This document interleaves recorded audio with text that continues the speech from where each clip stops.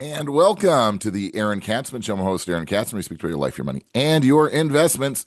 And as always, we're coming to you from the spiritual and soon to be financial capital of the world, Jerusalem, Israel. If you like this content, please hit the like button below. If you've not yet done so, please subscribe to both the YouTube channel and to the podcast. And if you think somebody may find this of actual interest, I know it's hard to believe, but people do, why don't you click on the share button below and send it to them as well. So, one of the tricks, I'm not sure there's a real answer for it, but one of the tricks or the issues that comes up when planning and then spending in retirement is how to make sure, number one, that the money that one has accumulated during the accumulation phase of life will last long enough for retirement. And how should the retiree then spend their money? Right? We have an intuition, let's say, to hold back on our spending, right? So that we won't run out of money. Sort of like a runner, right, who's running a marathon. We want to save energy so that at the end we can give it as much as we can. We want to save our energy up so that we can sprint to the end.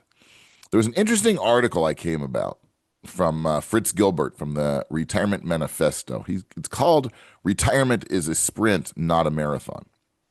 It's really interesting because it sort of ties in to what I was talking about, but on the reverse side.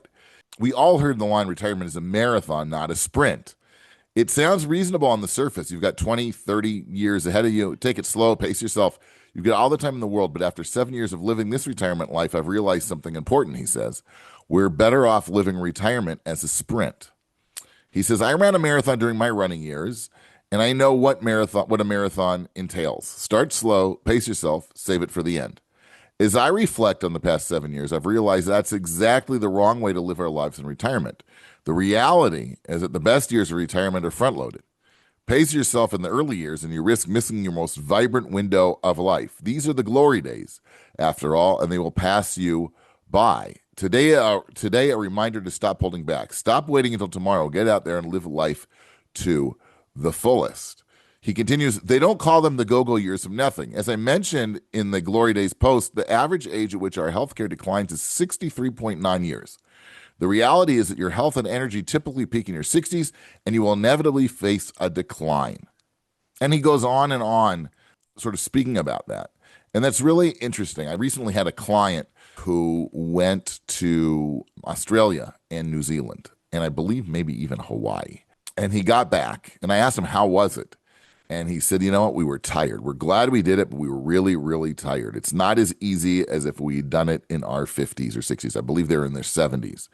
And he encouraged me, he said to me, well, if you want to go and you want to see places, you got to go now.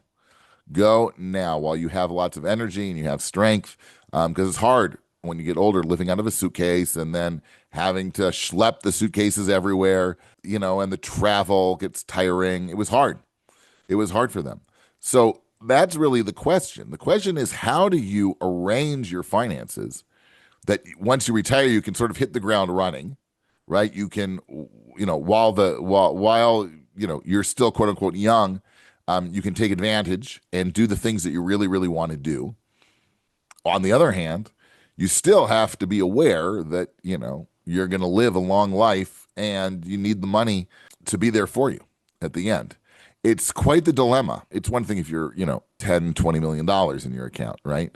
But if you've got, $600,000-700,000, $250,000 that you've saved and, your retirement is that plus pension and Social Security or what have you, it becomes much, much tougher. How do you do that? Because ultimately, at the end of the day, we don't know how long we're going to live, right? If we knew how long we were going to live, this would all be really, really simple. But since we don't, we do have to hold money back. There's no question, right? You can't just go out and blow it all in your 60s and between your mid 60s and your mid 70s and say, well, okay, we did everything we wanted to accomplish, that's it, because then you're going to be broke. You can't do that. You have to be smart about it. You have to figure out a way to fit everything into your budget, and then also run simulations on your portfolio. Worst case scenario simulations, so that if all hell breaks loose and markets drop for not just a short period of time, but a prolonged period of time, you still will have enough money to make it and live in your later years. It's very, very important, right? The danger with this advice of Mr. Gilbert, and I'm not against it at all. I know what he's talking about. I have plenty of clients. I think that he's definitely onto something. But you really have to sit down and figure out how much money you have now, what your budget's going to be, what it is that you want to do. Right? What is your? I hate this word, right? This term, but what is your retirement bucket list? And then how much is it going to cost to achieve that? And then sort of work backwards. Okay, well, we've got X, Y, and Z, and I've got consistent income of A, B, and C. And can it work? All the while knowing that we've got to leave some money back, or a lot of money back, so that we can continue to live, until 120 or 100 or 90, whatever that magic number is, without having to, turn to our children or whatever and move in with them or help them, have them in turn support us. So live it up at the beginning of your retirement. I'm all for it, because those are the years where you're going to enjoy it more. It's going to be easier for you to do, and you can accomplish a lot more. On the other hand, don't go out of control. And I've seen it. I've seen people go a little bit overboard at the beginning, and they leave themselves short. It's a real, real problem. So sit down, sit with your financial advisor, whatever it is, your accountant. Try and budget.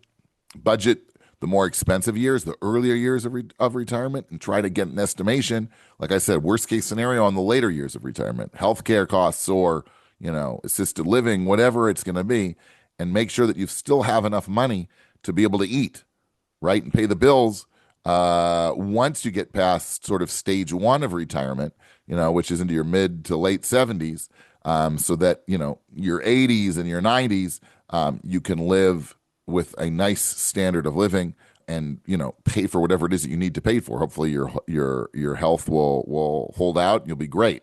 And you can still do things, right? But if you can't, you still need to have the money.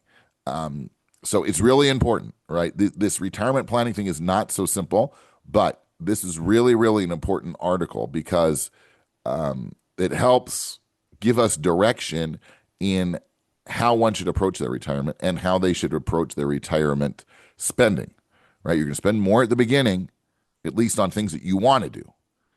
You might be forced to spend a lot later on things, unfortunately, that are beyond your control, but you've got to sit and plan for both scenarios. You've been tuning into the Aaron Katzman Show. We speak to you about your life, your money, and your investments. If you like this content, why don't you go ahead and hit the like button below. If you've not yet done so, why don't you go ahead and subscribe to both the YouTube channel and to the podcast. And if you think somebody may find this of interest, maybe somebody who's recently retired or who's approaching retirement, why don't you go ahead and share it with them as well? It's something to think about. It's very, very important. Thanks so much for tuning in, and we'll speak to you soon.